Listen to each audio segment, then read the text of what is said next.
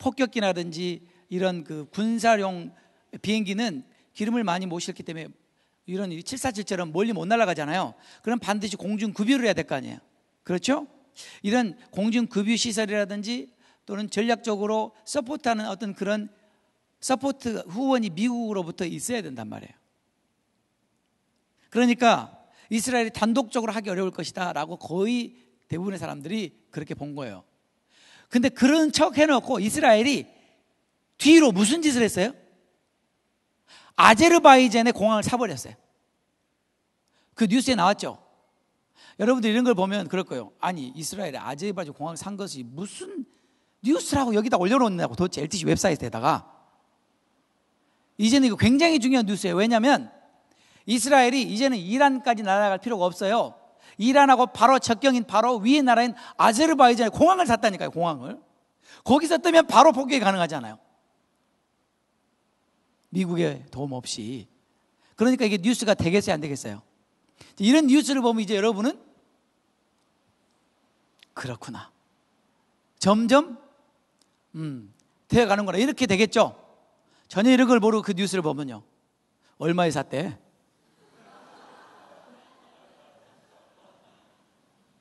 이렇게 된다는 거예요. 이렇게. 네. 그런데 또 충격적인 뉴스는 지난주 초로 제가 기억하는데 소련이 그 소식을 듣고 즉각적인 반응을 보였죠. 소련이 특수 군사 병력을 조지아에다 풀었죠. 그러면 한 가지만 더 하고 우리가 마치도록 하겠는데, 그러면 그 타이밍에 대해서 성경은 뭐라고 말하는가? 성경이 말하는 타이밍을 한번 보겠습니다. 8절 말씀에 다 같이 읽을까요? 여러 날 후 곧 말년에. 여러 날 후, 에스겔이 여러 날 후 곧 말년에. 그때는 언제일까요? 여러 날 후, in many days, 많은 날이 지난 후에, 마지막 때, in the later years. 그 다음에 16절에 보겠습니다. 구름이 땅에 덮임같이 내 백성 이스라엘을 치러 오리라. 고가, 다 같이 읽겠습니다. 끝날에, 끝날에, 끝날에. 끝날이 어딘데요? 몰라요. 그런데 자, 우리가 이제는 이것을 확실히 알 수 있는 이유는 우리가 문맥을 이미 봤기 때문이죠. 에스겔 36장과 37장을 봤죠. 에스겔 36장과 37장이 성취된 이후여야 되는데 그 이후의 끝날, 에스겔 36장 37장이 언제 성취됐는데요? 최근에. 그리고 끝날이 언제예요? 지금이지 않겠습니까? 지금부터. 그렇죠? 그러니까 지금부터 anytime이에요. any moment라고 우리가 말할 수 있습니다. 그때에 바로 곡이 이스라엘을 치러 올 것이다. 성경은 이렇게 말하고 있습니다. 16절 우리가 다 같이 읽어볼까요? 16절 다 같이. 구름이 땅에 덮임같이. 얼마나 많이 몰려오는 거예요? 그러니까 구름대같이 몰려오는. 구름이 땅에 덮임같이 내 백성 이스라엘을 치러 오리라. 고가 끝날에 내가 너를 이끌어다가 내 땅을 치게 하리니. 내 땅을 치게 하리니. 거기가 어디죠? 이스라엘을. 이는 내가 너로 말미암아 이방 사람의 목전에서 내 거룩함을 나타내어 그들로 다 나를 알게 하려 함이니라. 왜 하나님이 이 전쟁을 반드시 허락하실 수밖에 없다고 그랬어요? 왜? 이방 사람들의 목전에 나를 나타내려고. 내가 하나님인 것을 저들에게 알게 하기 위해서. 여러분 기억나시는지 모르겠어요. 제가 에스겔 성경에 맹할 때 에스겔 38장 39장을 언급했습니다. 여러분에게 언급하면서 제가 이런 얘기 하신 기억나세요? 저는 아직까지 에스겔 38장이 성취될 때가 아니라고 생각합니다. 그 이유는 여기 에스겔 38장에 보면 그들이 평안히 거하는 중이라는 말이 3번이나 나오는데, 저는 지금 이스라엘이 아직 평안히 거한다고 생각지 않기 때문이다라고 말한 기억나세요? 기억나시는 분 손 들어보세요. 네. 그러니까 이제 이 에스겔 38장이 성취가 되려면 두 가지가 반드시 또 성취가 돼야 됩니다. 두 가지가. 한 가지는 이스라엘이 평안히 거하는 중이라고 말했어요. 이스라엘이 평안히 거하는 중에. 이 문제를 우리가 어떻게 해석할 것이냐. 또 한 가지는 러시아가 그 모든 동맹국군들과 함께 이스라엘을 치러 오니까 유럽에 있는 나라들이, 성경에 나와요, 유럽에 있는 나라들이 러시아를 보고 아, 너희들이 왜 이스라엘을 치러 오는지 나는 알지 그랬어요. 뭔가 너희들이 지금 노력할 게 있고 뺏어가려고 하는 먹을 것이 있기 때문에 너희들이 지금 치러 오는 거, 괜히 치러 오는 것이 아니라 너희들이 지금 치러 오는 이유를 나는 다 알아 그랬다는 거예요. 그게 뭐냐는 거죠. 이 두 가지가 해결이 되면 에스겔 38장은 성취가 되는 것입니다. 8절 한번 열어보세요. 8절.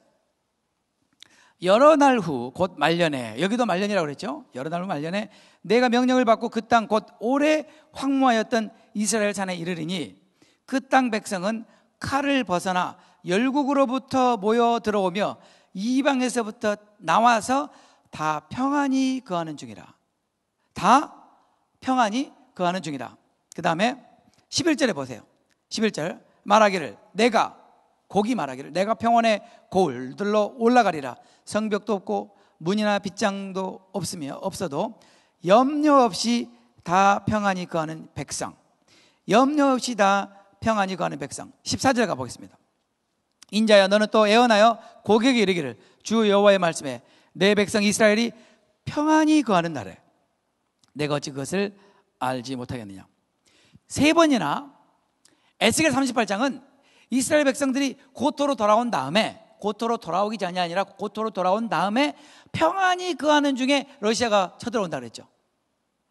저는 어떻게 생각했냐면 이스라엘이 절대로 지금 평안히 거하는 중이라고 볼 수가 없다. 왜냐하면 가자에서 로켓이 날라오죠.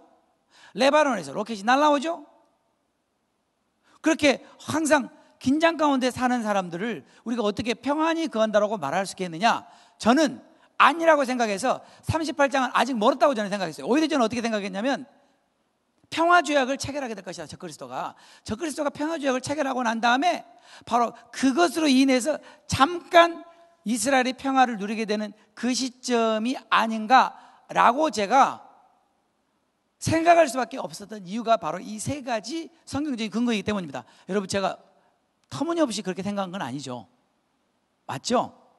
제 나름대로는 성경적이 되려고 노력하잖아요. 근데 제가 모르는 게 있었어요. 뭘 몰랐냐면 제 개인적인 생각에, 저 개인적인 소견에 이스라엘은 지금 평안히 거주하는 중이 아니라고 생각을 했다는 거예요. 벤자민의 생각이에요. 그런데 이스라엘에 살고 있는 실제 그들이 어떻게 생각하는가 중요하잖아요. 하나님께 제 생각이 중요해요. 뉴저지에 버겐필드에서 살고 있는 벤자민이 이스라엘은 아직 평안히 거하지 않습니다. 그런다고 해서 하나님이 그래 네 말이 맞다 그러실까요? 이 기준은 누구예요? 이스라엘에 살고 있는 사람들이 어떻게 느끼느냐, 그렇죠? 네, 거기에 대해서 제가 읽어드릴게요. 이스라엘의 The Chief of General Staff, 그 장군들, 별자리들 장군들의 참모들 중에서 Chief, 그러니까 장군들의 참모장, 우리말로 어떻게 번역해야 될지 모르겠는데 아무튼 높은 사람입니다. 별 3개입니다. 3스타. 이 사람이 이스라엘 나라의 디펜스 포스예요. 이스라엘 나라 국방부의 가장 가까운 말하면 아마 참모장 정도 된다고 말할 수 있겠죠. 이 사람이 텔아비브 대학에서 연설을 했습니다. 뭐라고 말했냐면 한번 들어보세요. Israel now enjoying one of the most secure seasons in its modern history, 이렇게 말했어요. 이스라엘 근대 역사에 있어서 가장 시큐어한 시즌을 인조하고 있다. 놀라지도 않으시네요. 저는 어떻게 생각했어요? 시큐어하지 않다, 평안하지 않다라고 생각했는데 지금 이스라엘 디펜스 국방부 참모장이 한 말이 그 어느 때보다도 평안한 시즌을 지금 보내고 있다는 거예요. 너무 다르죠, 제 생각과. 또 한번 들어보세요. Former Head of Assessment of Israel Military Intelligence, 그 이스라엘의 군사 정보 기관의 Former Head of Assessment, 그 전략가의 헤드 역할을 했던 이 장군이 뭐라고 말했냐면 이렇게 말했어요. Israel today, 오늘날 이스라엘은 is more strategically secure than at any other point since her birth. 이스라엘이 건국된 이래로 그 어느 때보다도 이스라엘은 전략적으로 더 시큐어한 시대에 살고 있다. 이렇게 말했습니다. 여러분 생각은 어떠세요? 저는 에스겔 38장은 아직 아니다. 왜냐하면 이스라엘이 지금 평안히 거주하는 중이 아니기 때문이다. 그런데 이들이 말하기를 Yes, we are living in security. 그 어느 때보다도 우리는 평안히 거주하는 중이다. 막상 여러분들 이스라엘 가보면요, 이스라엘 사람들이 막 긴장해가지고 떠나요? 언제나 막 로켓이 날아가고 그러나요? 아니, 이스라엘 갔다 오신 분 대답 좀 해봐요.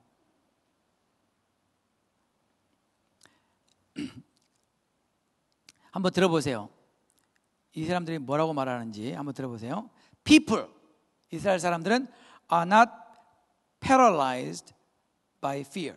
이스라엘 사람들은 두려움에 결코 사로잡히지 않는다.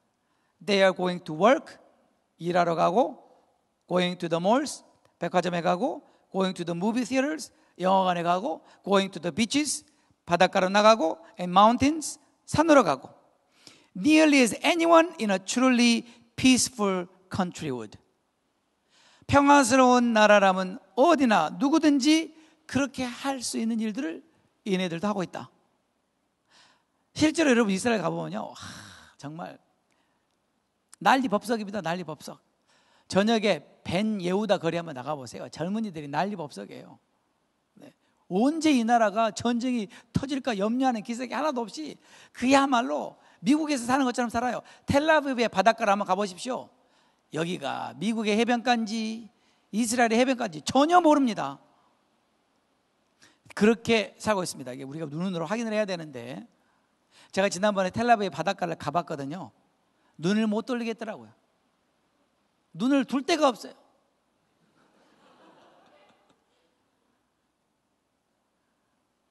하여튼 이스라엘의 젊은이들도 참 철이 없더라고요. 보니까 미국 젊은이들이나 뭐 젊은이들이 다 마찬가지겠죠. 네. 그러니까 자, 여기까지 여러분들이 들은 자료에 의하면 저는 그렇게 생각지 않지만 이스라엘의 이렇게 높은 고위 관리들은 이스라엘은 지금 평안히 거하고 있다라고 스스로가 인정한다는 거예요. 누구 말이 중요합니까? 제 말은 중요하지 않습니다. 그들이 그렇게 말하고 있는 거예요. 그래서 에스겔 38장이 성취될 수 있는 두 가지 장애물 중에 한 가지 장애물이 해결이 됐습니다. 또 한 가지 장애물 한번 보겠습니다. 9절을 한번 보겠습니다. 9절. 9절에 이렇게 돼 있죠. 내가 올라오되, 고가 내가 올라오되 너와 내 모든 때와 너와 함께한 많은 백성이 광풍같이 이르고 구름같이 땅을 덮으리라. 대단하죠? 광풍같이 신속하게 손살같이 몰려올 것이다. 구름같이 땅을 덮을 것이다. 그렇게 말하고 있습니다. 그런데 11절에 계속 보겠습니다. 10절부터 나 여호와가 말하노 그날에 내 마음에 여러 가지 생각이 나서 곡이 이스라엘의 그 왕의 마음에 여러 가지 생각이 나서 악한 꾀를 냈다는 거예요. 이입을 플랜을 짰다는 거예요.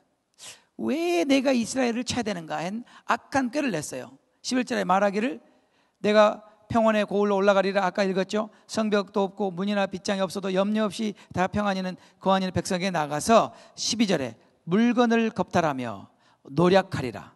To take plunder and to take booty. 물건을 겁탈하며 노략하리라 하고 내 손을 들어서 황무하였다가 지금 사람이 걷지 않는 땅과 열국 중에서 모여서 짐승과 재물을 얻고 세상 중앙에 거하는 백성을 치고자 할 때, 세상 중앙에 거하는 백성 한번 따라해 봅시다. 세상 중앙에 거하는 백성, who dwell in the center, 세상 중앙에 거하는 백성.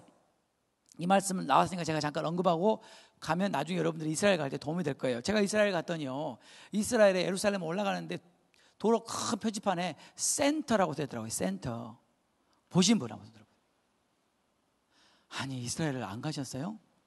거기 센터라고 써있어요. 이번에 가신 분들 제가 보면 제가 말씀드릴게요. 적으라고. 그 저는 여기 미국에 보면 여기 포틀리에 센터 애비뉴라고 있잖아요. 무슨 그 주소 이름이 센터인가 보다. 나는 그렇게 생각했어요. 그게 아니고 이 센터가 무슨 뜻이냐면요, 이 이스라엘 사람들은 온 세상의 센터가 바로 성전산이라고 믿어요. 성전산이 어딘데요?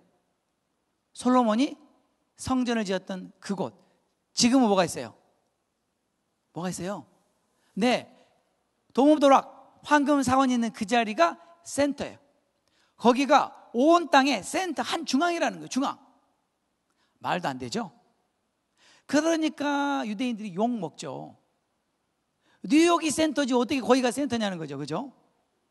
하다못해 서울이 센터라 모를까.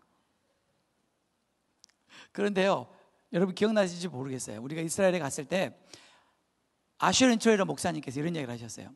우리가 학교 다닐 때 대륙 이동설에 대해서 배웠잖아요. 대륙 이동설 들어보셨어요? 원래 하나였다는 거죠, 땅이. 근데 언제 이렇게 다 찢어지고 나눠졌어요?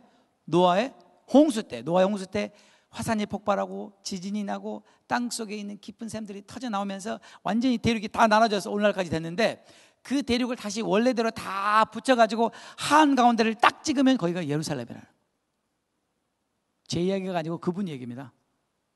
그래도 사실 조금 어그리가 잘 안 되더라고요. 그래도 약간의 억지 논리다. 그런데 성경이 그렇게 말하고 있어요. 뭐라고 나왔어요? 세상 중앙에 거하는 백성. 여러분 이 성경을 믿으실 거죠? 그러면 우리는 뭐라고 말해야 돼요? 이 세상의 중앙이 어디예요? 예루살렘. 근데 그도 그럴 수밖에 없는 것이 하나님께서 그곳을 정하셨잖아요. 이제 다 아시죠? 왜 하나님이 그곳을 정하셨어요? 그곳에 그분의 이름을 두시려고, 그곳에 그분의 영원한 처소를 세우시려고.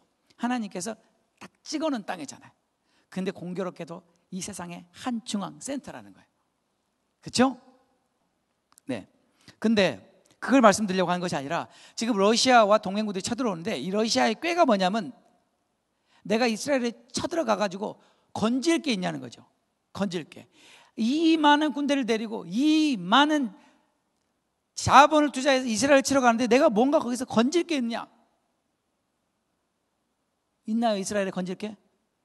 여러분 이스라엘에 건질 게 뭐가 있어요?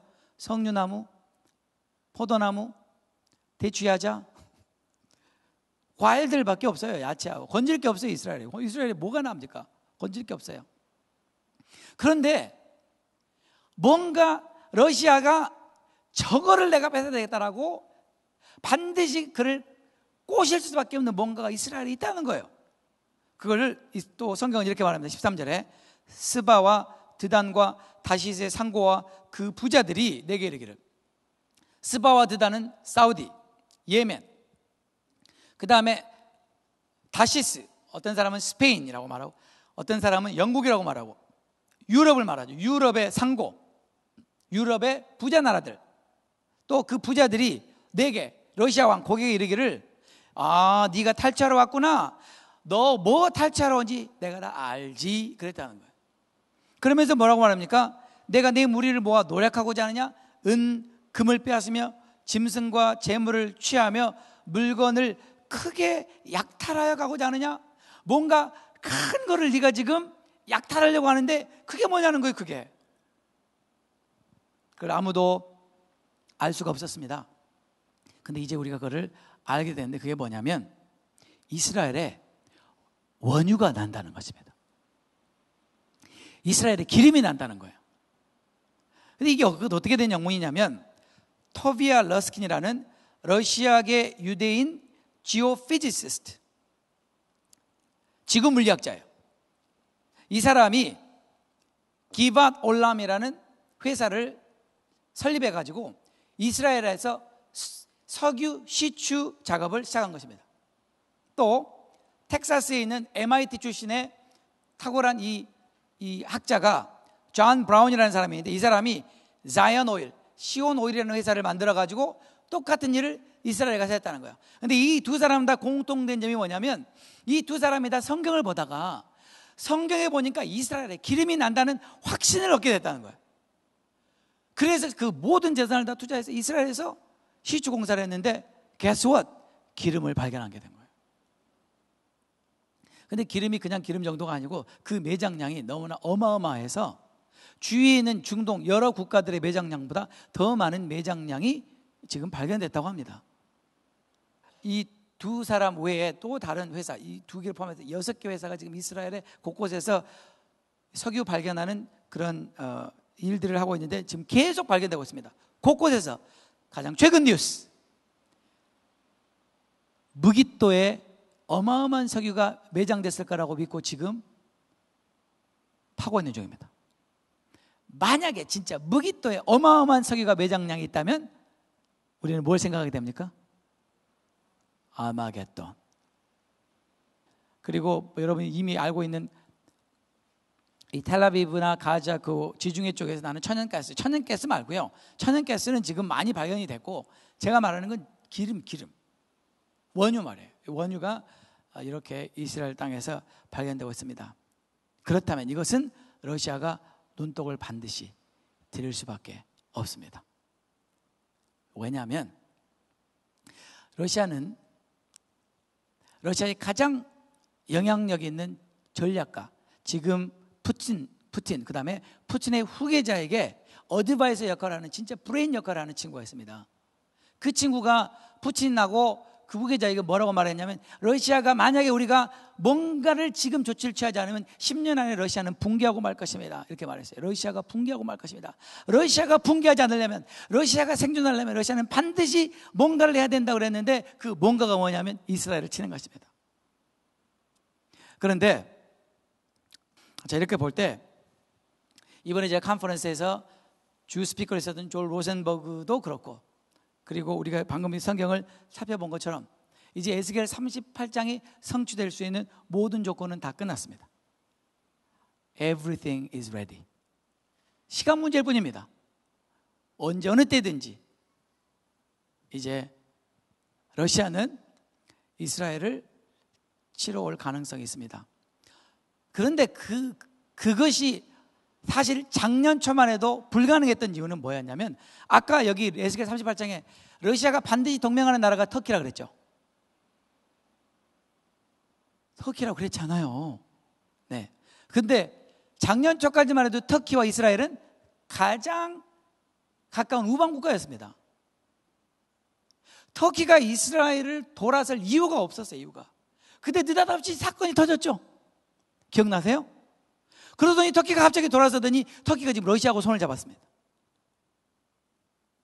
그러니까 에스겔 38장의 모든 예언은 지금 이미 이루어졌습니다. 뭔만 남았어요? 러시아가 이스라엘을 치러 올 건수만 남은 거예요. 근데 그 건수가 뭐라고 보냐면, 이스라엘이 이란을 치면 러시아가 이때다, 그러고 온다는 거죠. 그래서 이스라엘의 나타냐후 수상과 에우드 바락 국방장관이 지금 가장 고민하는 문제 중에 하나가 이겁니다. 그게 뭐냐면, 우리가 이란을 쳤는데 러시아가 이란을 공격한 것을 러시아를 공격한 것으로 간주하게 될 때, 그때는 이 전쟁은 피할 수 없겠죠. 그렇죠? 그래서 그것을 굉장히 두려워하고 염려하는 것입니다. 그런데 이미 여러분 뉴스 보세요. 지난번 뉴스 보세요. 뭐라고 말했냐면, 러시아가 이렇게 말했습니다. 만약에 이스라엘이 이란을 치면, 그리고 그 뉴스에 뭐라고 나왔냐면, 러시아는 이스라엘이 올 여름 안에 이란을 칠 거라고 그렇게 믿고 있습니다. 만약에 너희들이 이란을 치면 그것은 우리에게 상당한 위협의 요인이 되기 때문에 우리도 반응할 수밖에 없을 것이다, 이렇게 이야기하고 있습니다. 모든 것은 각본대로 돼가고 있습니다. 시나리오대로 돼가고 있습니다. 만약에 이 전쟁이 터지면 어떻게 될 것인가? 에스겔 38장 이 곡과 이스라엘의 전쟁이 터지면 중동은 어떻게 될 것이고 전 세계는 어떻게 될 것이고, 지금 뉴저지에서 매일 열심히 벌어먹고 사는 우리에게는 무슨 일이 일어날 것인가가 중요하겠죠. 그렇죠? 네, 그것은 우리가 다음 시간에 하도록 하겠습니다.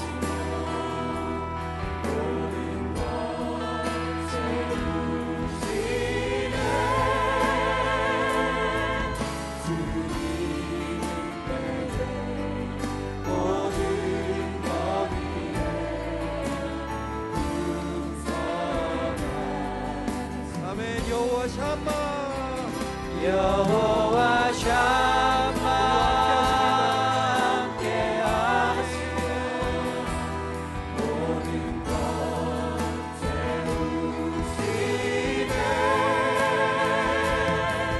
주님은 내게 모든 것 위에 풍성하시네 다시 한번 여호와 샴마 여호와 샴마 함께 하시며 모든 것 채우시네 주님은 내게 모든 것 위에 풍성하시네 주님은 내게 모든 것 위에 주님은 내게 모든 것 위에 풍성하시네 주님은 내게 모든 것 위에 풍성하십니다 주님은 내게 모든 것 위에 풍성하시네 주님은 내게 모든 것 위에 풍성하시네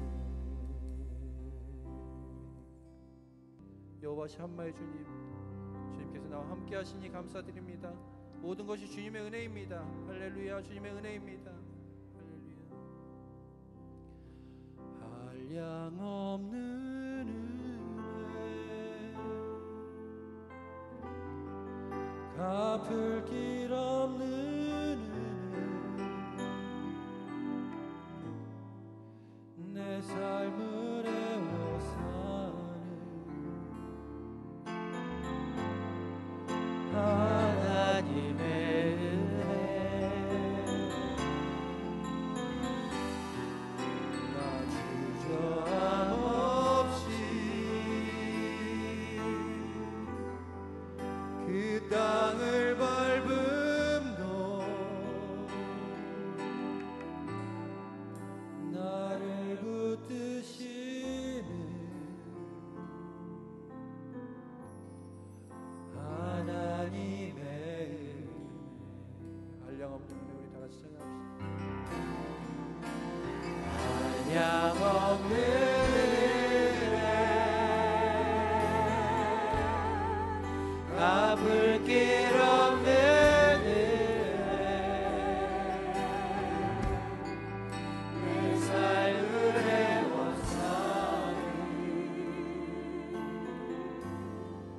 하나님의 은혜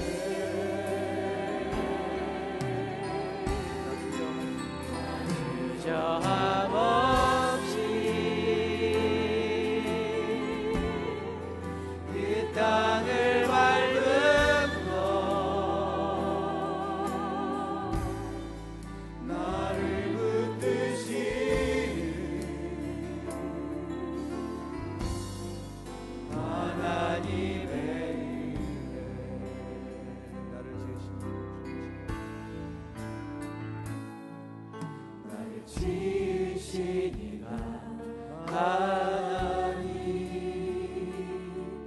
나를 부르시니가 하나님 나를 보내시니도 하나님 나의 나 된 것은 다 하나님 은혜라 달려갈 길가 가도록 나의 마지막 걸음 다하도록 나로 의신 자가 붙게 하시니 나의 나 된 것은 다 하나님 은혜라 아멘 한량없는 한량없는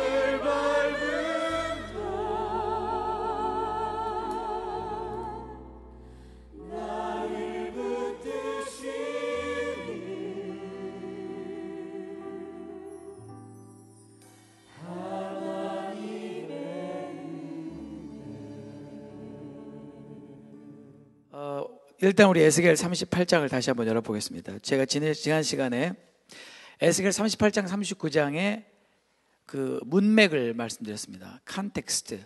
에스겔 38장 39장이 그 위치가 어딘가, 그것은 그 앞에 36장 37장, 물론 그 전부터 이것이 이미 시작되지만 특별히 36장 37장에서 너무나 분명하고 정확하게 이미 예언이 성취된 부분, 그것은 이스라엘이 고토로 돌아오고, 그 다음에 북이스라엘과 남유다가 나눠졌던 게 하나로 되는 36장 37장 그 얘기, 그 다음에 이스라엘이 나라로, 국가로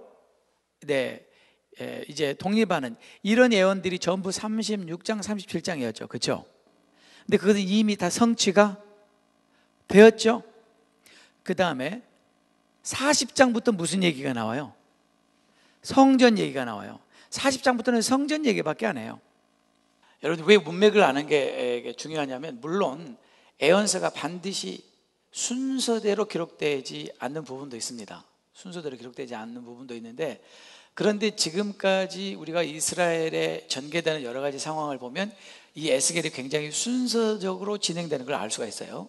36장, 37장, 그 다음에 이제 40장은 아직 우리가 이루어지지 않았는데, 그 38장, 39장은 뭐냐? 전쟁 얘기라 그랬잖아요. 전쟁. 그런데 그 전쟁의 제목이 뭐예요?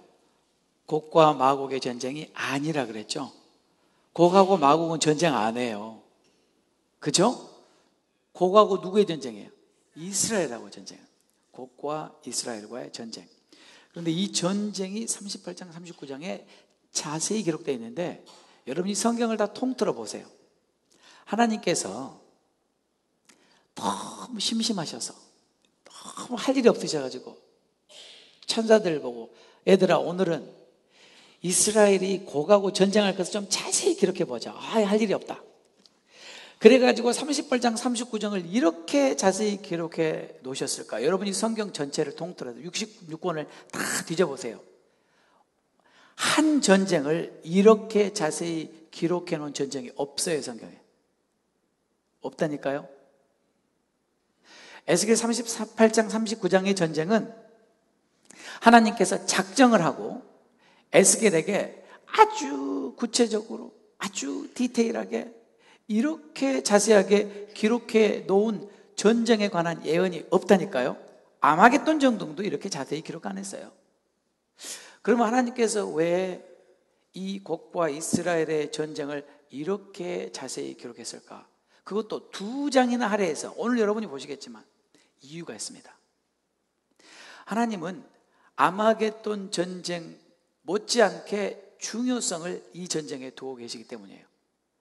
곡과 이스라엘의 전쟁을 통해서 하나님이 반드시 성취하시고자 하시는 그분의 목적이 있어요.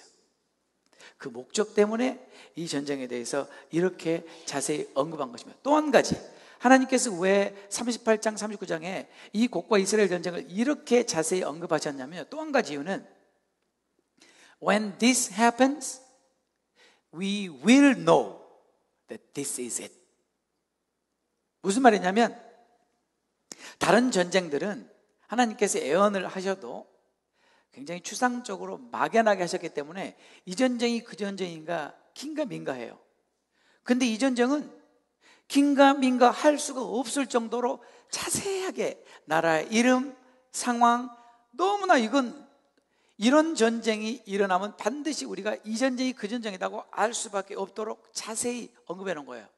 다시 말하면 저와 여러분을 위해서요. 저와 여러분들이 38장 39장을 잘 알고 나면 한치 오차 없이 아는 거예요. This is it.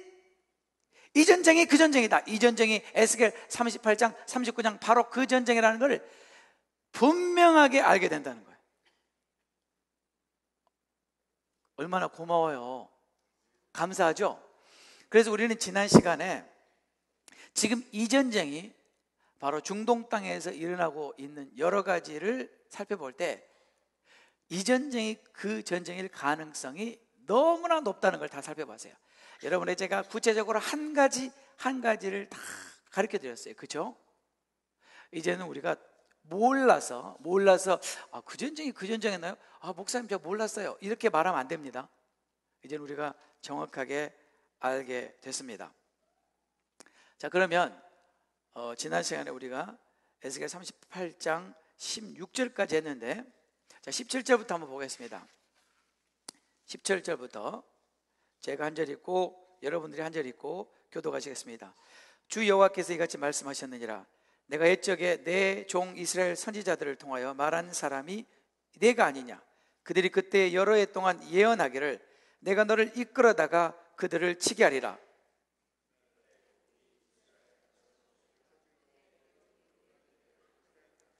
내가 질투와 맹렬한 노여움으로 말하였거니와 그날에 큰 지진이 이스라엘 땅에 일어나서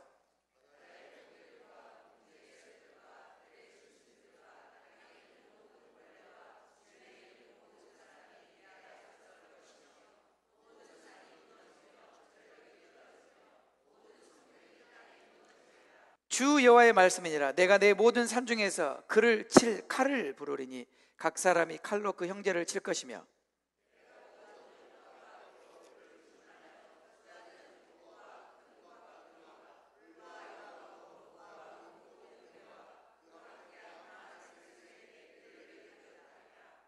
다 같이 읽을까요?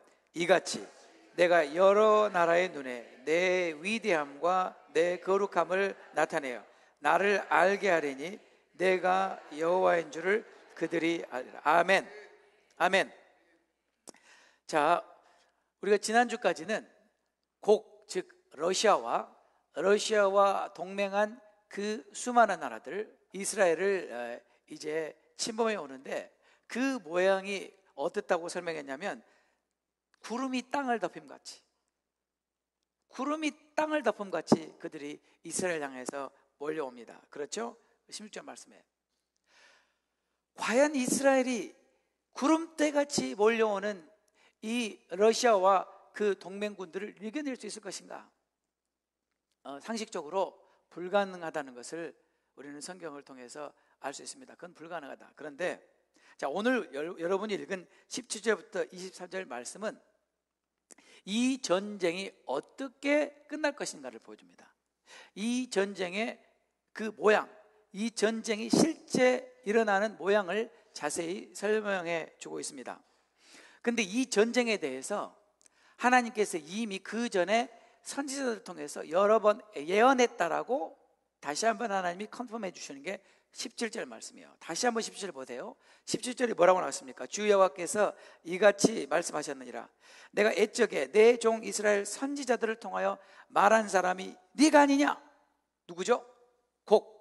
그들이 그때 여러 해 동안 오랜 세월 동안 예언하기를 내가 너를 이끌어다가 그들을 치게 하리라 라고 예언한 장본인이 바로 네가 아니냐. 이거 무슨 말이냐면요, 여러분이 우리 이스라엘 역사를 보면 하나님께서 계속 선지자들을 통해서 북이스라엘과 남유다에게 계속해서 하나님 하신 말씀이 회개하고 돌아오라.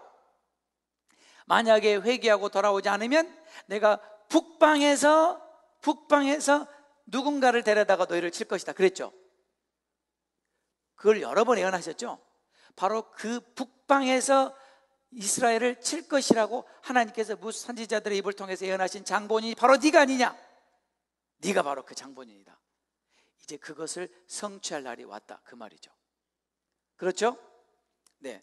그 다음에 18절에 그날에 고기 이스라엘 땅을 치러 오면 내 노여움이 내 얼굴에 나타나리라. 주 여호와의 말씀이니라. 여러분 참 신기한 게 뭐냐면요, 지금 곡은 여러분이 아시는 것처럼 곡은 이스라엘과 동맹한, 러시아와 동맹한 그 나라들입니다. 그 나라들이 이스라엘을 치러 오는데 누가 지금 화를 내는 거예요? 하나님께서 왜 화를 내시는 거예요? 아니, 러시아하고 그 동맹국들하고 이스라엘하고 싸운다는데 하나님 좀 내버려 두시고 지켜봐 주시지, 그냥 관망하시지. 왜 하나님이 화가 나셔가지고, 너무나 화가 나셔가지고 직접 이 전쟁에 개입하신다고요? 왜 그러죠? 왜 그러냐면요, 이미 우리가 앞에서 쭉 봐왔어요. 하나님께서 에스겔 36장, 37장을 포함해서 여러 번 하나님께서 약속하셨는데 뭐라고 약속했냐면 이제 내가 여러 나라 고토, 여러 나라에 흩어진 내 백성을 다시 이스라엘 고토로 돌아오게 하고, 그리고 내가 그들의 하나님이 된 다음에는 내가 절대로 너희들을 다른 곳으로 흩지 않을 것이다. 내가 반드시 너희들을 지켜줄 것이다 라고 약속하셨어요. 하나님은 그분의 약속을 목숨을 걸고 지키시는 분이에요. 그렇기 때문에 지금 러시아와 여러 동맹 나라들이 이스라엘을 치러 오는 것은 누구를 치러 오는 것이냐면 하나님을 치러 오는 것입니다. 제가 지난 첫 번째 편에서 여러분에게 말씀을 드렸는데, 지금 이스라엘이 제일 염려하는 이슈 중에 하나가 뭐냐면, 이스라엘이 이란을 칠 때에 러시아가 그것을 이스라엘이 러시아를 치는 것이다, 또는 러시아를 위협하는 행위다라고 그렇게 간주되는 것을 두려워합니다. 그렇게 되면 러시아가 개입할 것이기 때문에. 근데 그것은 이번에는 피할 수 없는 것입니다. 피할 수 없는 것인데, 하나님께서 직접 개입하시는 전쟁, 이제부터는 이스라엘이 싸우지 않습니다. 여러분 보시면 이스라엘은 아무것도 하지 않습니다. 러시아와 그 모든 동맹국들이 구름대같이 몰려들 때 하나님이 스스로 홀로 직접 이 동맹국들과 싸우십니다. 그런데 그 싸우는 장면이 너무 재밌어요. 무슨 무협지도 이렇게 재밌을 수가 없어요. 그런데 우리가 이 말씀을 살펴보기 전에 한 가지 우리가 확인할 것은 뭐냐면,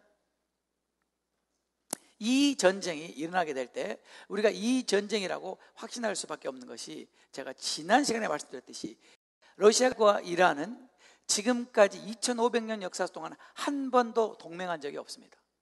단 한 번도. 그러나 지금 동맹하고 있습니다. 또 말씀드렸습니다. 터키는 언제나 이스라엘과 우방이었습니다. 하지만 돌아섰고 지금 러시아와 손을 잡았습니다.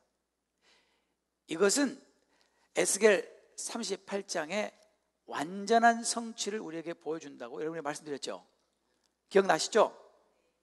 근데 또 한 가지 우리가 짚고 넘어가야 될 것은, 지금까지 이스라엘에 있었던 그런 메이저 전쟁이 있습니다. 첫 번째가 1948년에 이스라엘이 독립하자마자 그 다음날 주위에 있는 모든 아랍 국가들이 집중적으로 쳤던 그 전쟁. 그 전쟁은 러시아가 개입하지 않았어요. 러시아가 개입하지 않았기 때문에 그 전쟁은 이 전쟁이 아닙니다. 그 다음에 1960 몇 년? 7년. 네. 무슨 전쟁? 6.1 전쟁. 6.1 전쟁 때는 러시아가 개입하기는 했는데, 러시아가 직접 개입한 것이 아니라 러시아는 군사 물자를 대줬습니다. 러시아가 그 전쟁에 참여하진 않았습니다. 그러므로 그 전쟁도 이 전쟁이 아닙니다. 그 다음에 여러분이 잘 아는 1973년 욤키푸어 전쟁.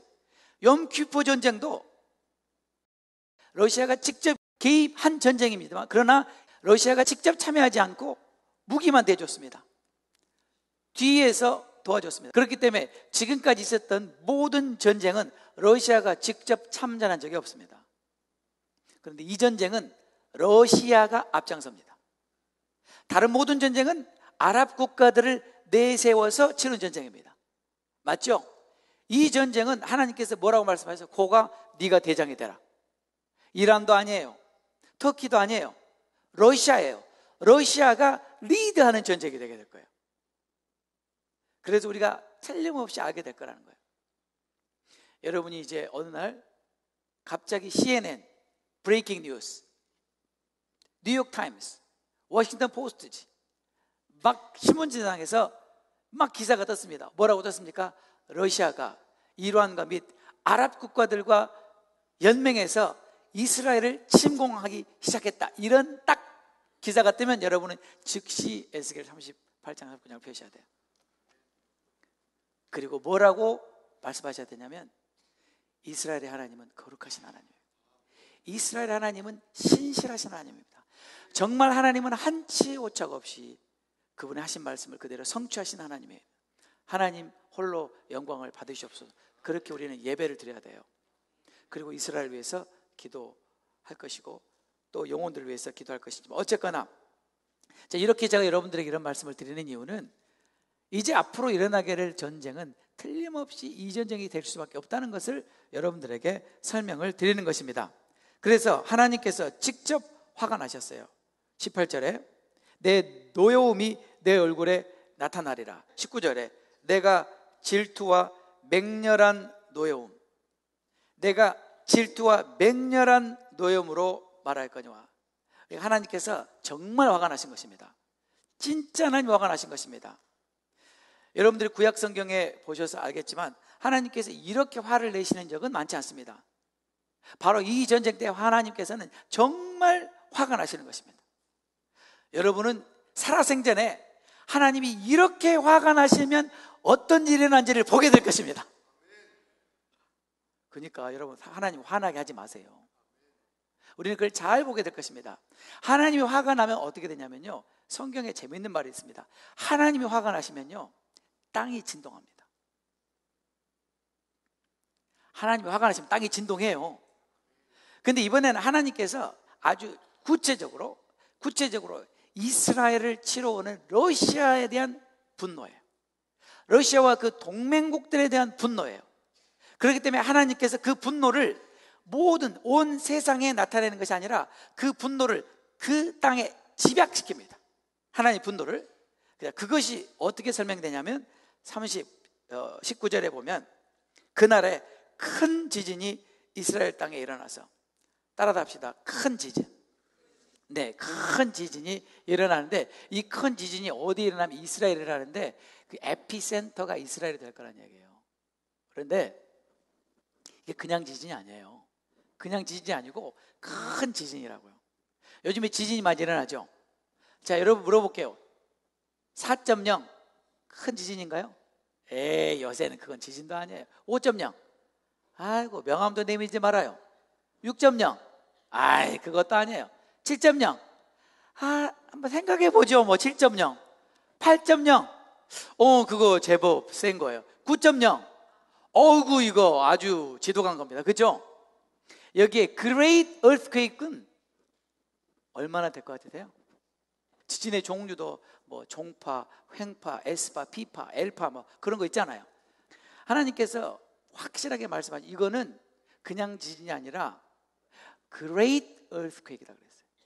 그리고 그 지진은 한 번이에요. A Great Earthquake.